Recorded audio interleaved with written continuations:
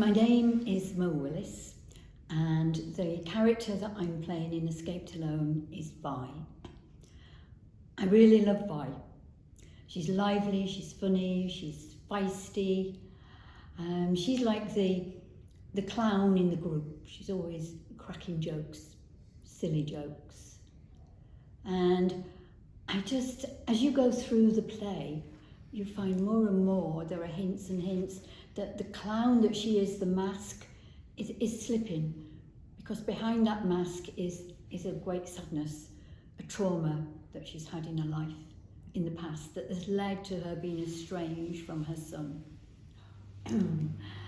And more I find out about Carol Churchill, the more and more I like her stuff. It's strange, it's a bit weird, but it's so interesting. And I did, in 2018, I think it was, that was the first Carol Churchill play I was in, and it was Top Girls, and it was so strange because her way of writing, it's always different. The favourite thing about the play is the fact that there are four older women just sitting and chilling in a garden and talking about very, very mundane things. And then suddenly, everything changes. And it's Carol Churchill's style.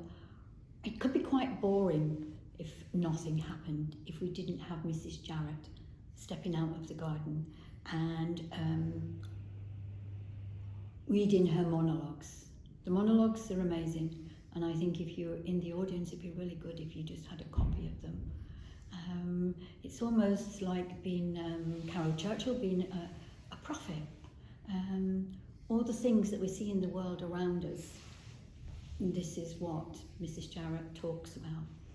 They're funny in some ways, but they're also awful. And that is really what I like about the play. Okay, that's a tricky one because it's a tricky play, basically.